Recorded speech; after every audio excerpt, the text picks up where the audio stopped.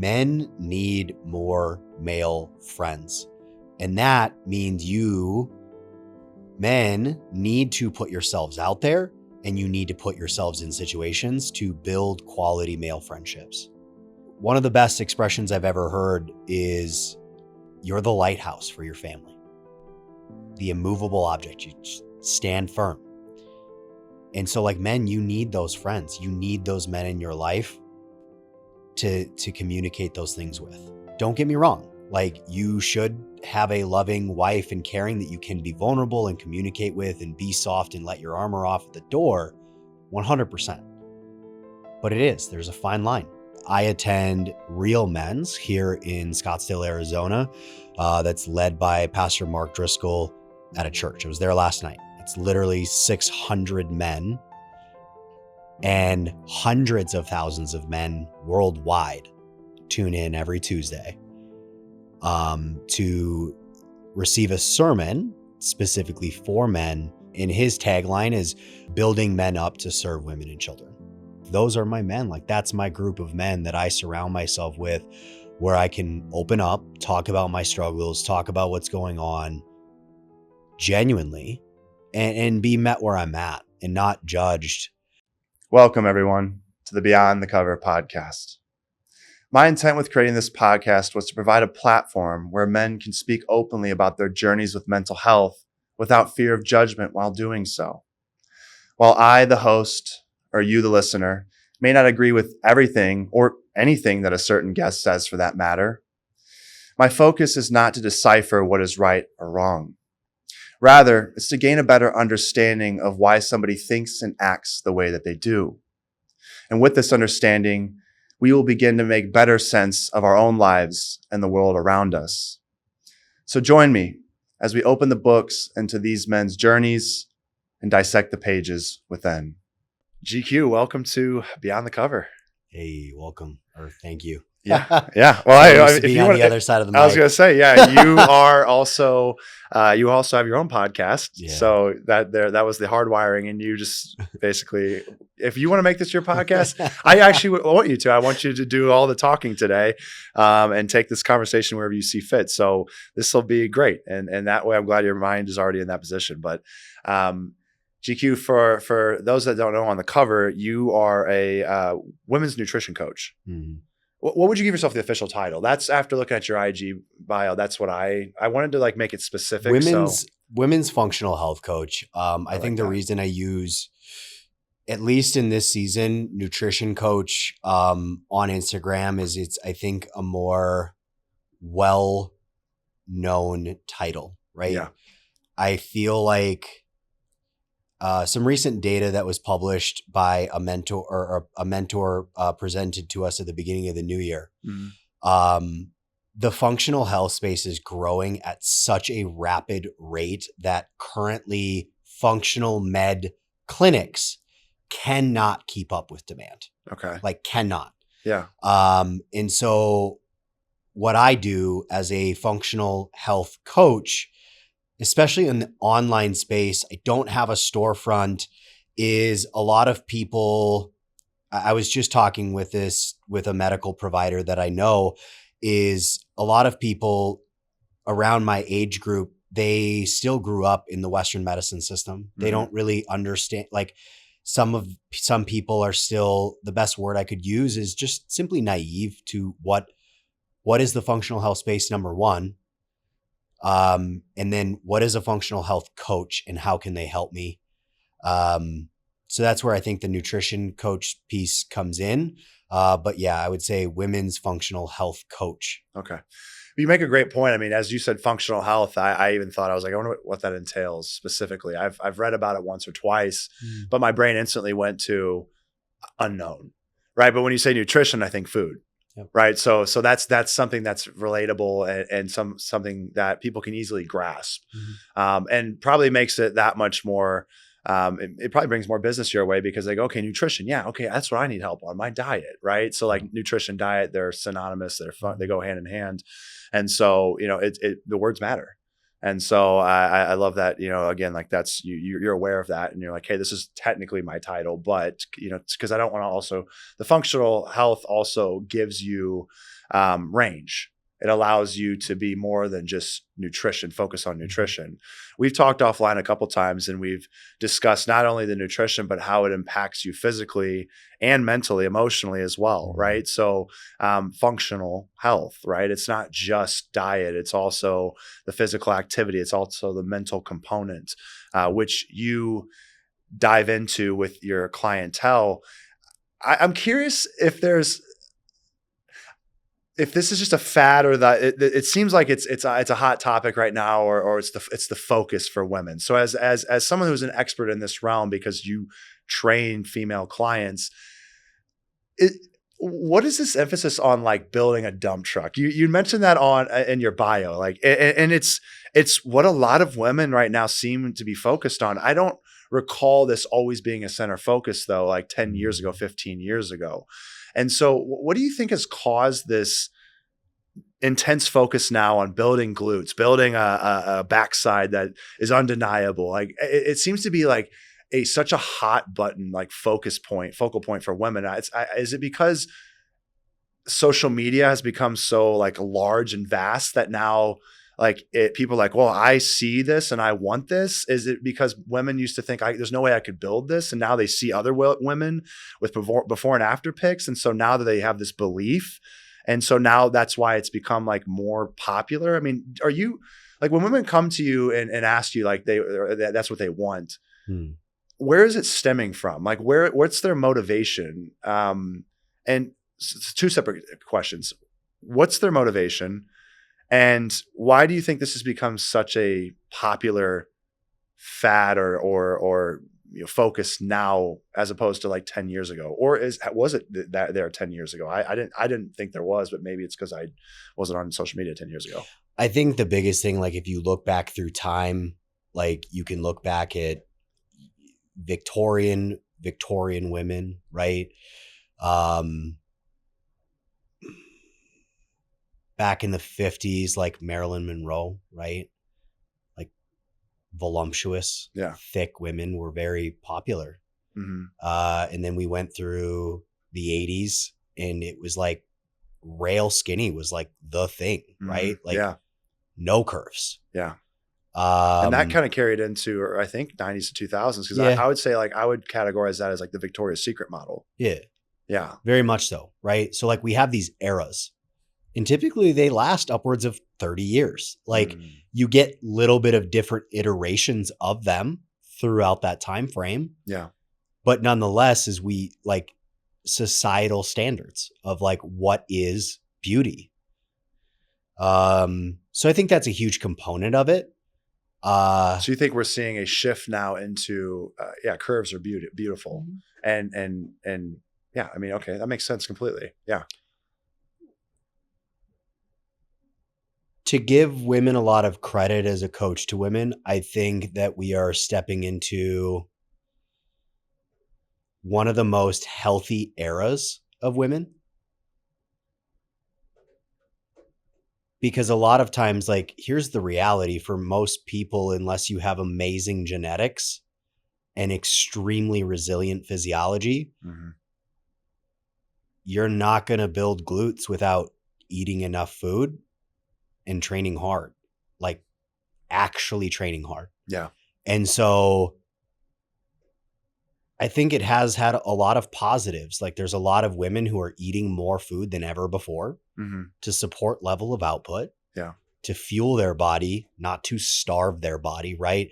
Because the standard has become different, right? It's not the standard of the 80s, 90s, and early 2000s of rail skinny, of the Paris Hilton, etc. Like that body type.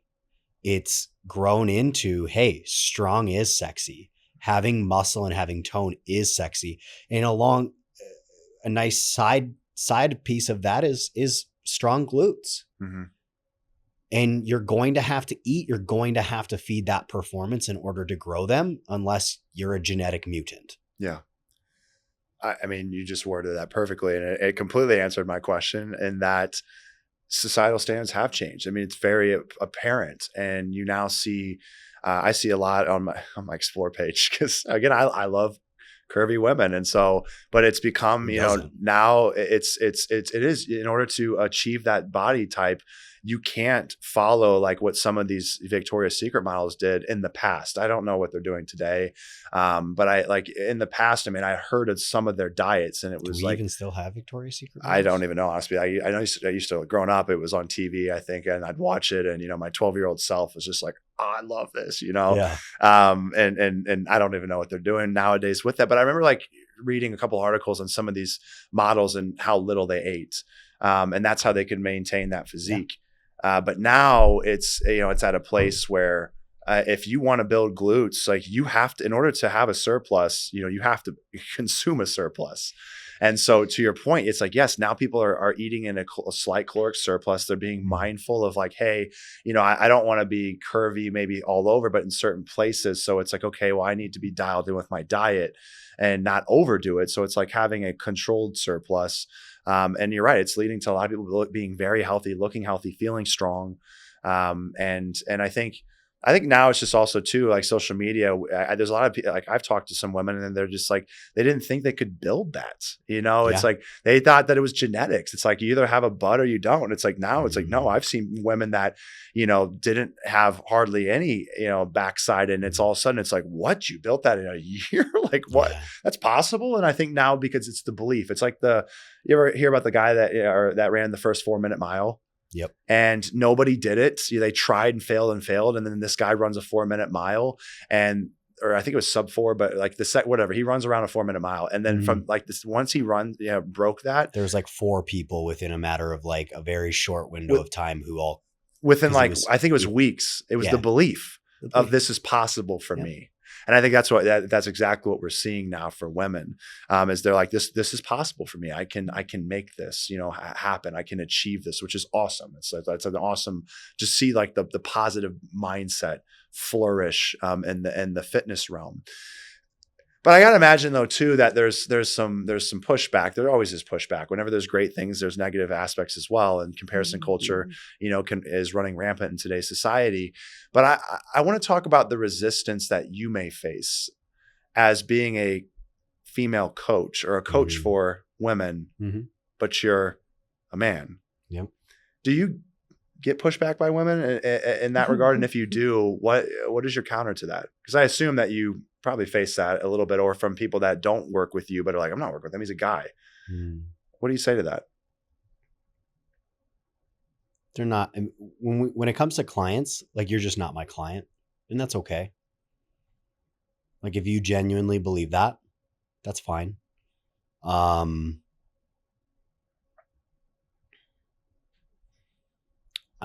gonna forget who it is, but I know she just published a book called the Let Them Theory. And I've really gotten to a place in my life by no means am I perfect at it, but a lot better about that. It's just like, let them.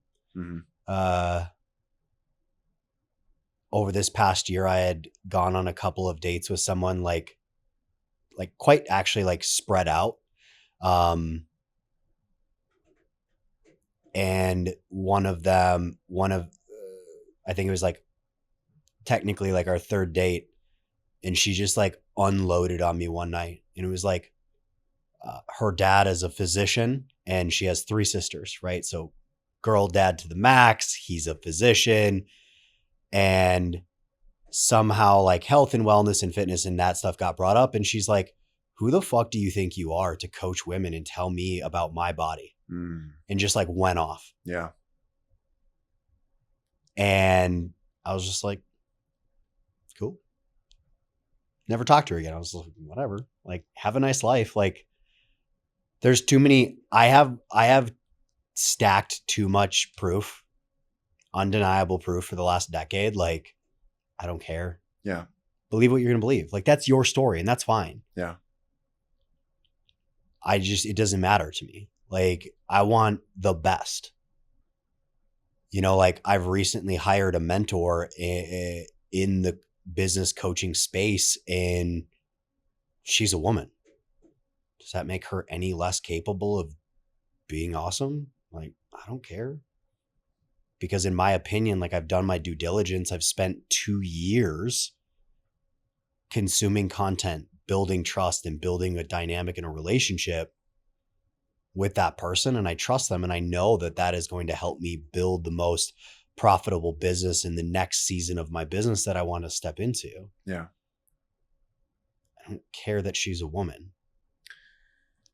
I love that. You're basically just like, hey, I'm focused on, I know, well, my results are proven. So at the end of the day, if you don't want to work with me, that's okay.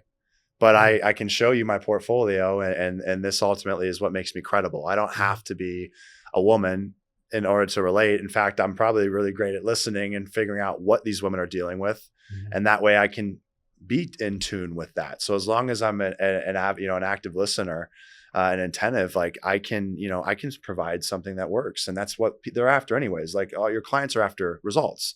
Yeah. And you're like, hey, go to my page. I have results. So it doesn't matter, what my gender is. It's like, I get results, and that is what it is. And I mean, even like, I have like a stack of like text messages of people who are like, you told me things about my body that I didn't even know. Yeah. Like stacks. Like if I went and printed it off, like I could like pull 50 conversations. Yeah. Because you're the one that's doing the work day in and day out to basically become the best that you can be, which means you have to know their bodies better than they know their own bodies. Yeah. Which is a sign of a great coach. Do you have any male clients? Yeah. You do. Okay. So you do train men as well. Yeah. It's just like the rule of thumb with my company at this point is my male clients know I don't really share any of their stories. I don't share much of that. But like, if you go to my Google, like, you'll find male reviews. I have male testimonials. I have male progress pictures. I work with males. I dealt with for 8 years, I dealt with undiagnosed hypothyroidism. And I'm sure we'll get into that. I won't go too deep, but like, a side effect of that is, number one is weight loss and weight management when dealing with hypothyroidism, especially untreated, is very hard. And a lot of times you're dealing with probably 10 to 15 pounds of just like inflammation weight because you're just in a state of inflammation because your body isn't firing on all cylinders. It's not functioning optimally. Yeah. And so for many years, like I really didn't, I ended up like attracting a lot more female clients due to my legs and like how I train legs. And therefore like that whole glute era that has kind of come in over the last decade, I was just kind of known as, hey, this guy knows how to train legs. He knows how to develop glutes. And then it was, the degree of empathy that I could bring to the conversation, my willingness to go out, spend the money, and get educated on how to understand gut, hormones, autoimmune conditions that all these women are dealing with, that just kind of like expanded that. And men just simply, if you don't look like you're, chiseled out of granite, like a lot of men just won't listen. They're like, I know better. You can't teach me anything. Yeah, I in fact, that's part of the reason why I stepped out of the fitness industry was because, I was comparing myself to other influencers, fitness influencers. And I felt that, I'd read some of like their comments and these guys that are like, I want you to train me. And I'm looking at him, I'm like, and I'm reading his, his regimen or looking at what he's preaching. I'm like, that's not even right. That's not right. But because he was jacked, which likely was due to taking illegal, performance enhancers. It's like these guys have it backwards, but the men are so physical focused. Yep. So we're very visual creatures. Very like visual. Yes. We've already covered that in this conversation alone in, Victoria's Secret, right? Growing up, like, ooh. Yeah, I was like, shiny, when right? That came on, I was like, oh my, I was seated. I don't even care if my dad looks over and sees I'm like staring. I don't care, man. I'm not embarrassed. Like this, I can't pass up on this. No. We're very visual creatures. Yeah. We are, and it is agitating, and that's where I found that I was like, listen, I don't want to like have to alter my body in a way or take performance enhancers to get to that place just so I can train these people. Mm-hmm. I don't want to have the side effects that are associated with these illegal performance enhancers, and I was like, I just don't want to do this, and so I backed out. It wasn't for me. I mean, ultimately it wasn't, because if it was, I would have found a way to make it work, and I would have still found clients. And I had clients. I had great clients that weren't looking for that. Yeah. But interestingly enough, I actually had more women, female clients than male clients. And it was because of like how I was able to connect with them mentally and have discussions with them and talk about, incorporate more than just the physical aspect, but talk, to talk about the mental aspect, which I think it's interesting that you made a comment about how, like you have male clients, but you don't, like, they're not as open to share. Like you have these progress photos, but you're alluding to like the fact that they're not as willing. It's not even them. I just won't, because that's not the business that I'm trying to build right now. Okay. So it's not them asking for you to like, yeah, hey, I'll send this over to you, but don't post like these progress photos. Okay. Because there's a sense of vulnerability with posting progress photos, especially when you start posting them on someone else's account. I mean, I posted a few people and I'm like, this is your body that's going to be seen by hundreds of thousands of people. And it takes, a lot of vulnerability and confidence to allow that to happen. Yeah. And I find that in my experience that, women are hardwired to be more comfortable with vulnerability than men. Mm-hmm.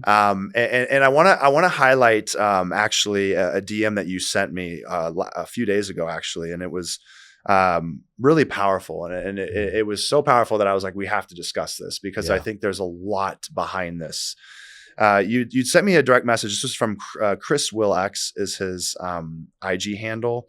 I've seen him quite a bit. I don't know exactly. I know he does a lot of podcasts and stuff. I don't know like his off top of head like what he does on a day-to-day basis. I think he has his own podcast, but he was talking about how there's this belief that men have to earn the right to talk about their emotions.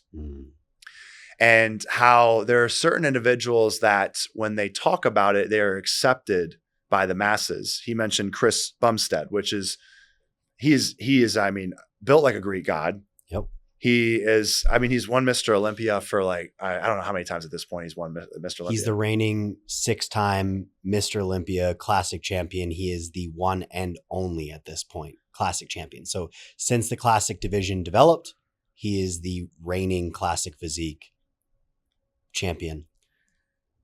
And yeah, he's one of one.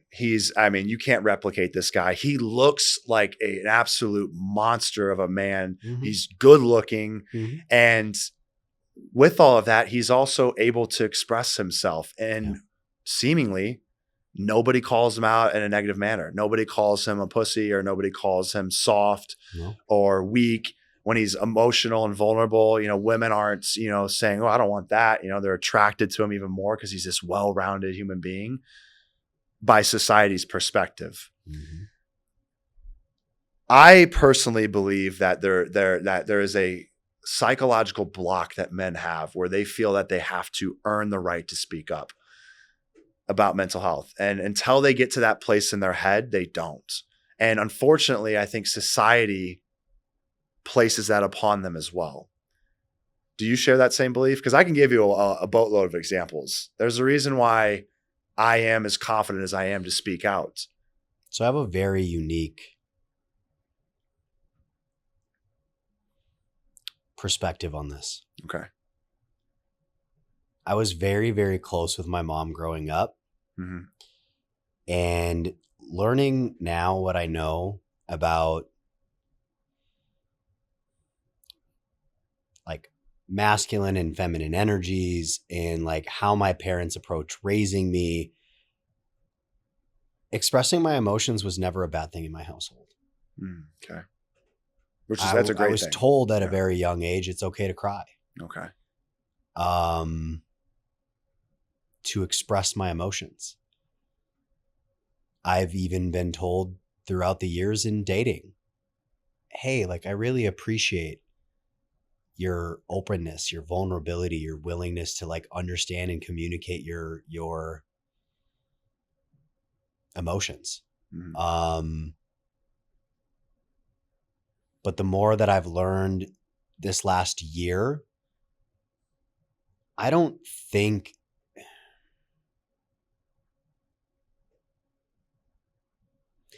that we as men need to earn the right to speak about our emotions or be vulnerable.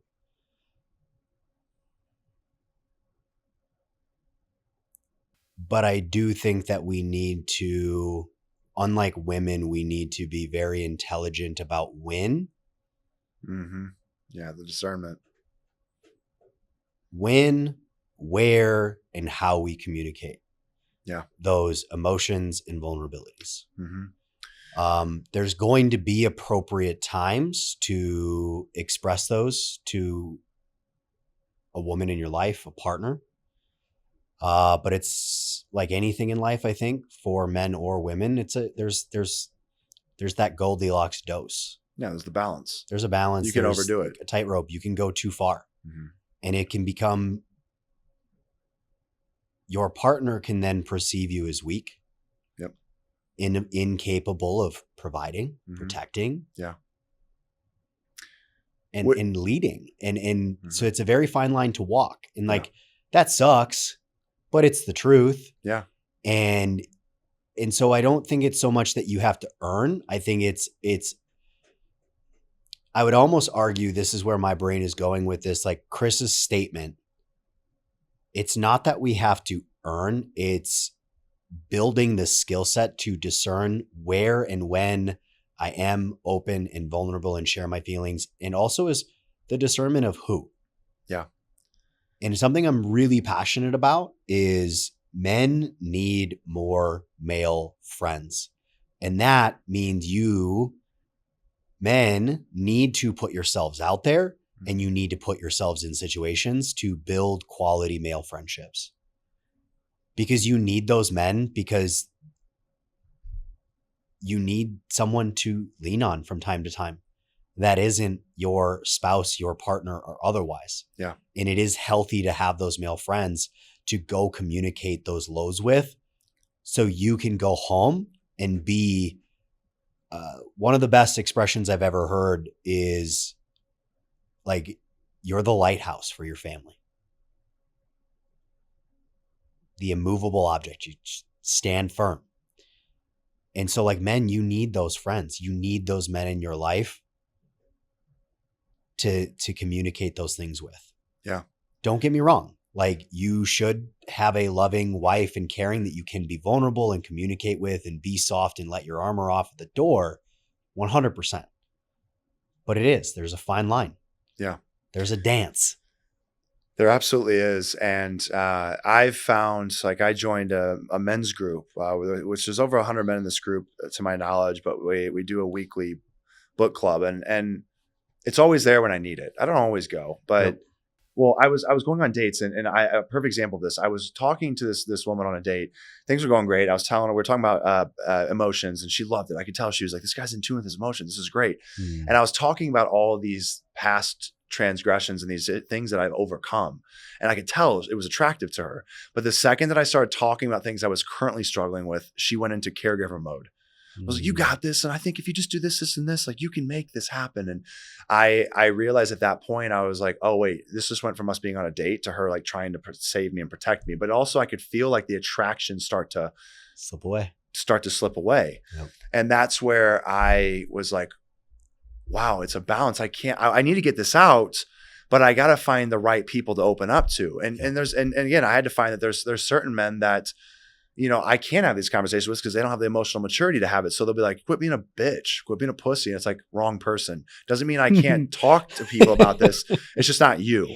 And so then I went to, you know, to this men's group, and I found that like a lot of us are going through the same things. We want to be protectors and providers. Like, that's hardwired in our DNA, you know, and I think that goes back to an evolutionary standpoint. Like, we were the protectors because we are physically larger than women, and carry more muscle mass. What a weird concept. It's a weird, but like, again, it's as we evolve, like, yes, now muscle isn't as important to protect and provide and save a family and strength as it used to be. Because it used to be, back in the day when there were, cavemen, it's like they had to go out and hunt and attack animals and kill them with their bare hands or a stone, Right. and then drag it back to their family. They had to be a physical specimen. That's how you kept the family alive and your tribe alive. But nowadays it's like, yeah, that's not as necessary. You don't have to have muscle in order to make money, in order to put your family in a really beautiful home with a mansion with a gate and give them maximum security. Right. The game's changed. So it's not as necessary, but yet evolution takes time for us to adapt. And so our brains, while we've switched, and now all of a sudden it's like you can protect your family, not with your muscles, but like with guns and with security cameras and fences. So now all of a sudden, but it's like our brains are still hardwired to be protectors and providers. That's the way it was. It used to be with the nuclear household. It's like men were the ones that would go be the breadwinners, and then women would, be the caregivers at home, and they were both full-time jobs. And now, you have a dynamic shift where women are like, I want to go be the breadwinner. And so we're seeing that shift. And so now men are like, well, how can I be the protective provider? Right. Like, I think our minds over time will shift, but there's still that interest in that intense focus as men of like, how can I show up and protect and provide? And so we have to be aware of that and understand that, and then be able to navigate through that. So what does that look like to be a protector and a provider? And so I think that's where, we still as men want, like we talk about height. We talk as if like you're less of a man if you're shorter, or we talk, and we see this in society. I mean, I went on a show where it was like the average height of a bachelor on is 6'3" or something. It's like, that's the average height of The Bachelor. What? It's something ridiculous. That's insane. Like their shortest bachelor, I think, was like 5'9". How is that even possible? Because they're going by these, again, probably these beauty standards. Or, I mean, I see this on dating apps. Women are like, they'll even say, I'm not dating a man that's under 6 foot. And so there's still this focus on men have to be, and if you have muscle, you're respected more than those that aren't. And I've seen this. As a child, I used to be very undersized and very, meek looking, small. And I was 5'7", 102 pounds or whatever, soaking wet in 7th grade. And I was bullied. Then all of a sudden I got to, 6'5", 260. And it's like people treated me differently. And then I felt that I had earned the right, going back to what we discussed earlier, to be able to open up, because my ego felt protected. I wasn't concerned about someone saying like, "Oh, he's a bitch." I'm like, say it to my face. Yeah. Because my ego was like, if I needed to, I could kick your ass. Yeah. You can't call me a pussy. You can't call me soft. I don't believe it. And I know that like you won't say it to my face because you're scared of me. And so my ego felt protected by my physical prowess, where it's like, if I need to beat your ass, I will. So if you're gonna call me a pussy and I can't, and I feel threatened, I'll just kick your ass. Yeah. And so that's why I gave myself my ego gave myself permission to talk about this. And that's why it's really easy for me to open up, because I don't have a lot of men that call me out on that, but they'll call out a guy that's smaller than me. I see it on social media all the time. But they won't call me out. They won't call Chris Bumstead out because he's 250 pounds of solid muscle. And that's the problem though, is it's like, changing that hardwiring. Because it's like, there's no reason why we should, like a society, we're giving me the permission to speak up because I played in the NFL and I'm a big ass dude. And it's like, what are you gonna call me soft? How? Line up, I'll beat your ass. Like that's, so that's end of discussion, where it's like, but that's not how it should be, because that's wrong. Because there are men that every man needs to be able to open up and feel safe. For you, it sounds like you felt safe to open up. Your family gave you that, permission to be vulnerable. But did you grow up in an environment outside of your family where like your environment and the people around you gave you permission to be vulnerable? Or did you face somewhat of a pushback with emotional vulnerability from society as you grew up? Yeah, 100%. I've always been very extroverted. I've always been very extroverted. I've always wanted to fit in, and in, especially like in high school, right? Like I just wanted to be one of the popular kids. Like I thought that was the thing. As I've grown into an adult, I realized like I was never meant for that circle of people. I'm just a very deep person. I don't really do well with surface level conversations, surface level activities. I get very bored, very anxious very quickly. Now more than ever before. But to your question, yeah, I mean, I got a lot of what you just said. Like, call the pussy, call the bitch. Oh, you're over emotional. Oh, are you going to cry? Like, yeah. And I think a lot of like, I think it really depends. Like I really relate with your story about like finding the men's group that you found, right? Like I attend Real Men's here in Scottsdale, Arizona. That's led by Pastor Mark Driscoll at a church. I was there last night. It's literally 600 men. Oh, wow. And hundreds of thousands of men worldwide tune in every Tuesday to receive a sermon specifically for men built. And his tagline is building men up to serve women and children. And like that, those are like outside of close male friends. Like those are my men. Like that's my group of men that I surround myself with, where I can open up, talk about my struggles, talk about what's going on genuinely, and be met where I'm at and not judged. That was something that I really struggled with in my 20s. I grew up with a best friend. He's still my best friend to this day. We are literally 2 days apart in age, and we've been best friends since we were 11 years old. He left for the military when we were 23. And after that, for almost a decade, I really didn't have any close male friends. And it really messed up my 20s in a lot of ways. I ended up seeking a lot of validation from women. I tended to the women that I actually liked, exactly like what you were saying in that story, oversharing, over emotional, too vulnerable, too fast, and just like pushing those women away that I had a genuine interest in because they were like, gross. I'm looking for stability. I'm looking for a sense of protection, confidence, and I'm not feeling it. And that feels weak. Like it sucks, but it is. Like it is what it is. Like it's just the fact of the matter. It feels weak. Yeah. And so, yeah, I mean, I definitely experienced a lot of that. And I think like, as I've grown, like, I think like looking back, like wanting to be a part of the cool kids, like looking back, like none of those cool kids were cool. They were all emotionally shallow as shit. And they ran around tucking and hiding away their emotions, how they truly feel, calling other people pussies to then amplify themselves up. Like it's not, that ain't it. Yeah. Yeah. I mean, I think back to the popular kids and now their internal pain is seen externally.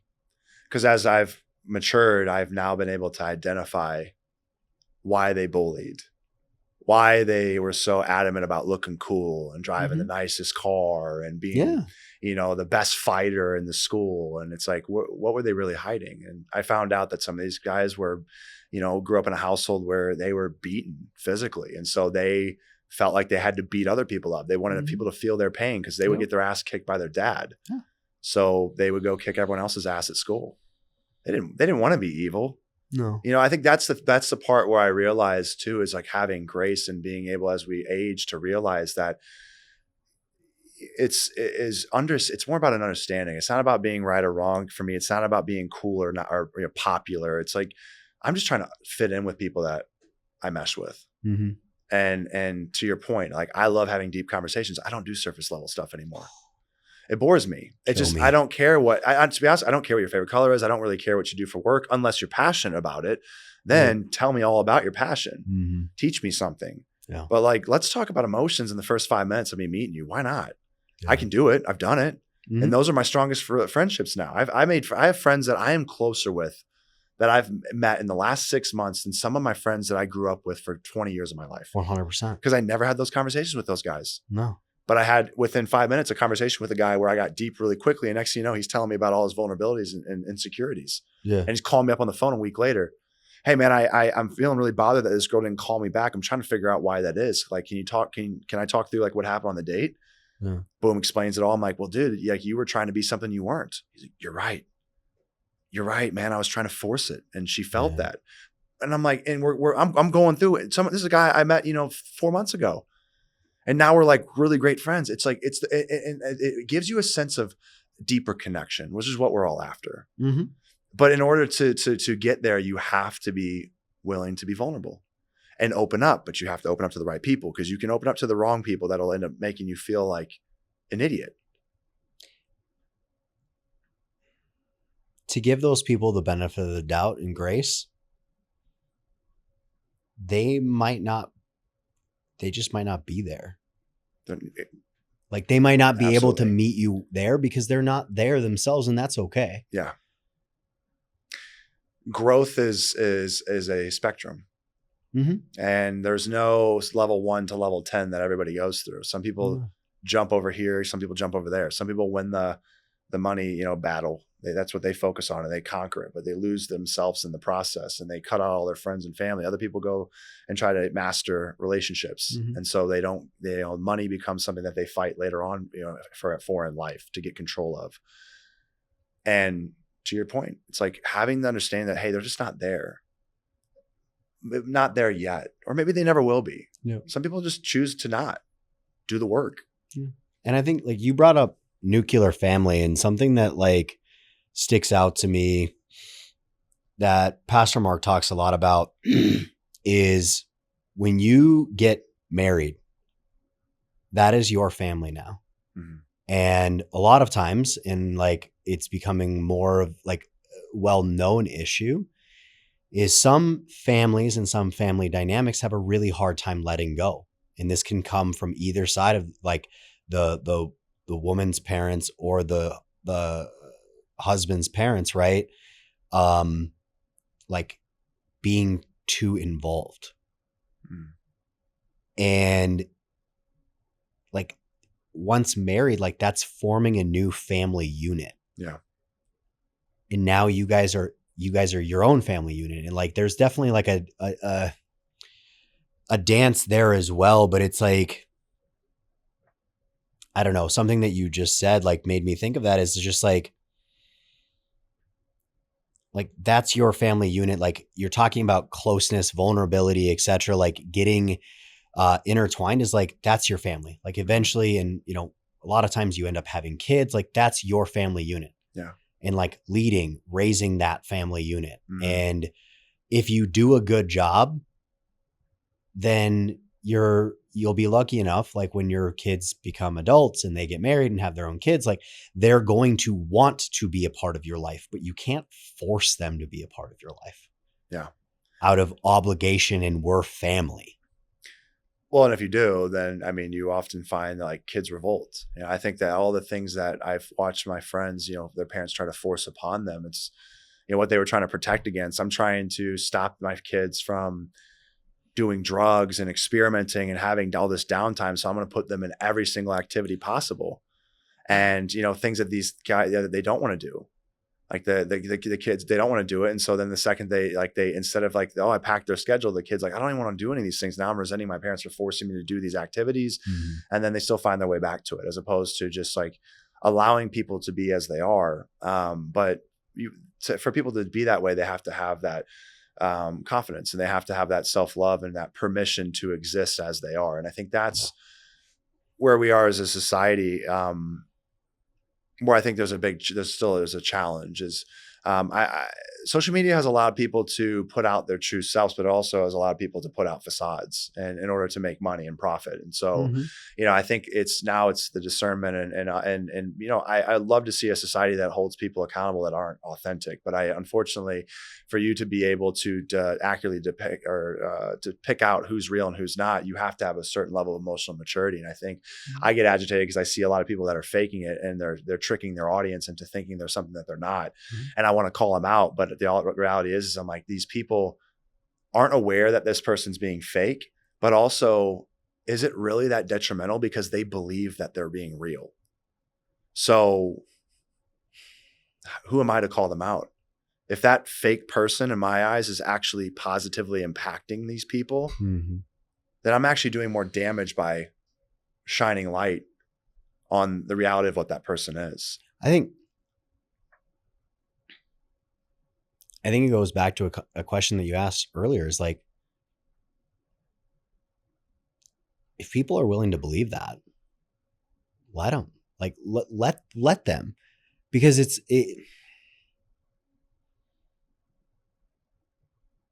because at the end of the day, those aren't your people either. Like, if they are able to be fooled by that, they're not like, they're not your people. And this isn't to sit here and be like, oh, I'm enlightened. Like, that's stupid. But there is like, we ebb and flow, we grow through life, and like, there's seasons to life, right? Like you, a mutual contact of ours, right, owns a company called Levels. And I think that is very much so kind of what we're getting at, is there is levels to life. And as you grow and evolve through levels, a lot of times you leave behind people, friendships, relationships, and otherwise. And it's not to be hurtful. It's not to because I'm better than you. It's just, I am continuing to choose to live in a growth mindset and grow and evolve. And now I'm here. Would you like to come? Sure. Awesome. Keep coming. Like, come along with, like, be my guest. Yeah. But if you're not, then you may remain. Like, that's definitely something that I deal with. And I'm sure you have, is like you're talking about, you've developed a friendship with a man over the last 4 months that you feel you are closer with than childhood friends. Why is that? He is able to meet you in the season and the level that you are currently at versus your childhood friends most likely are not. They probably stopped somewhere along the way. They're still there. Does that make them a bad person? No. Here's the thing. Are you happy? Because I know plenty of people in my hometown that work a job that would make me want to not be alive. And they live a lifestyle that, again, like, I just would not be happy with. I would be very bored with. Yeah. It's just not for me. But they're not. But they're happy. Yeah. So let them, let them be happy. Yeah. I went home to Minnesota a year ago, and I almost, like, I was so close to pulling the trigger and like staying for like 11 months, which could have easily just like snowballed and got me stuck back in my hometown. Yeah. Because of a potential like opportunity. And like, looking back, like, I would have been miserable in 90 days or less. Miserable. Yeah. Because it's just not for me. Yeah. It's interesting too, how I've noticed when you go back to that old environment, you can go back to that level. It naturally occurs. I'll give a great example. Is I just went back home and stayed 11 days in Missouri. And my brother's like, how are you going to make 11 days work in Missouri? Like, that's forever. And you're going to get bored as hell. And I'm like, yeah, probably.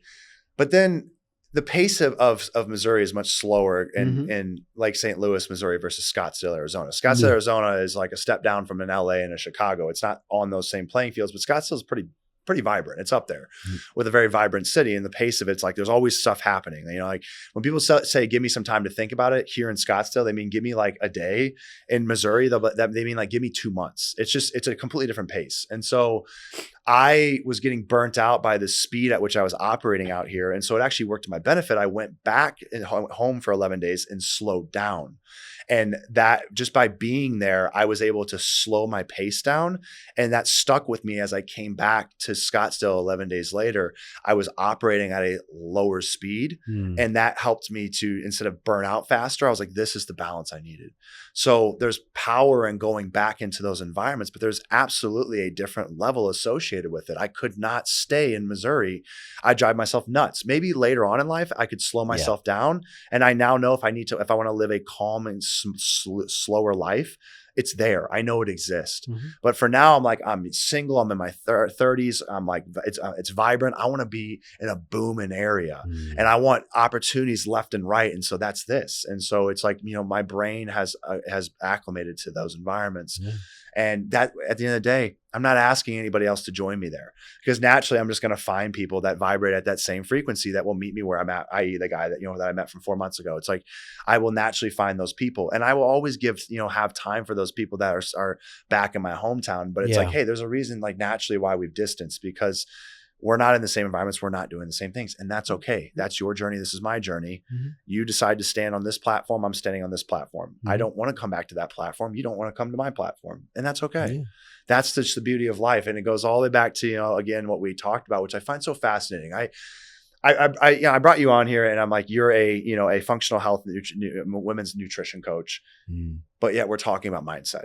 Yeah. And I think that's the strength. And what I love about this is that, I when I have people come in and have a conversation with me, I really want to learn from them, but I also, want to be able to put their best version of themselves out there. Yeah. And what I love is that, like, what this conversation has done today is like, it's highlighted the fact that for you, it's so much more than you just training somebody and giving them bigger glutes. You dive deep into their mind and to be able to analyze their nutrition, but also their body, how it moves, also what they're thinking, and addressing all of these functional aspects. Yeah. And that's who your client is.